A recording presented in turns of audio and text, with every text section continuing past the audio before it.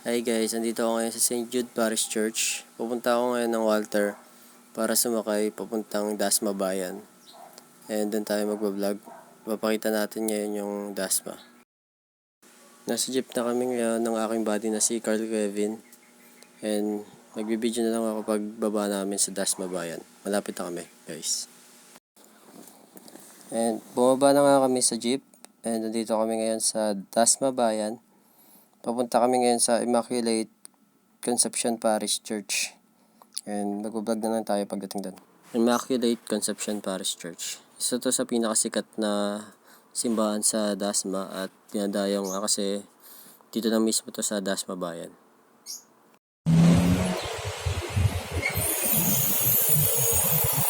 Pasok tayo? Pwede. Tara. Pasok tayo. So,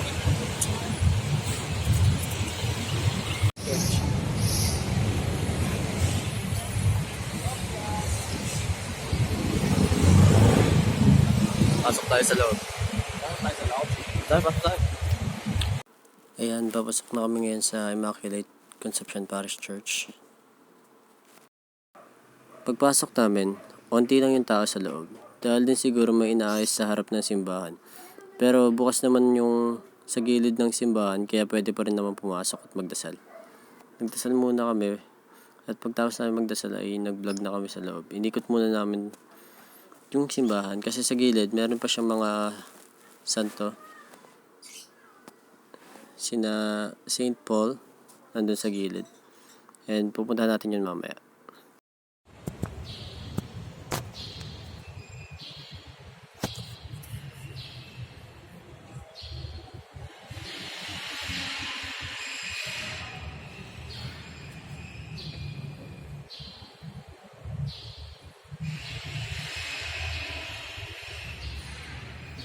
And dito yung gilid ng simbahan, may second floor. Tas nandito yung mga saint nakalagay.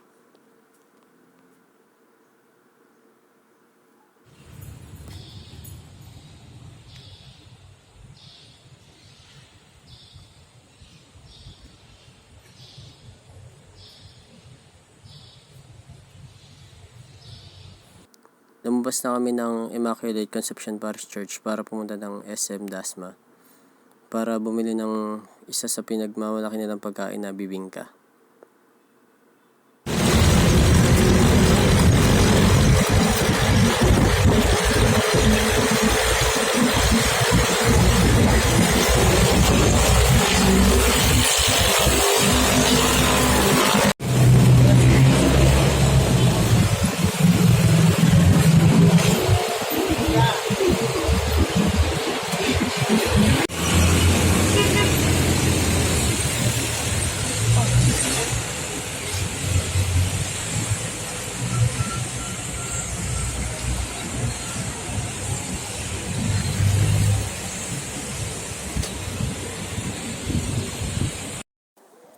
Pagpasok namin ng SM, may nakita kaming food court at naganap kami doon ng bibingka kung meron. Pero wala kami nakita sa food court, kaya nag-ikat-ikat na lang kami sa SM. Hanggang sa makita namin yung Ferenos bibingka.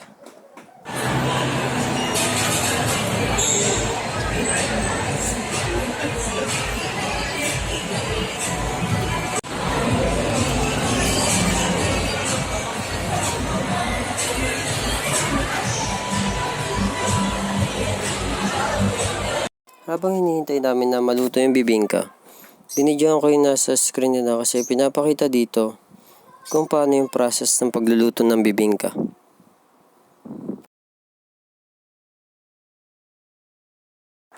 And after 15 minutes nga ay naluto na yung bibingka na binili namin.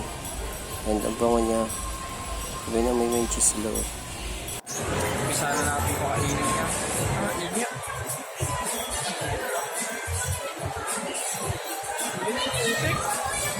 Nasa boy. Saan sa itlog?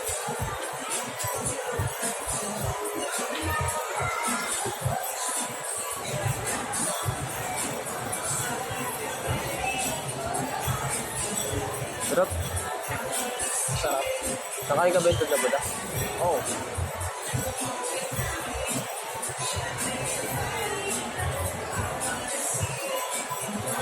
Init. Ito yung init boy.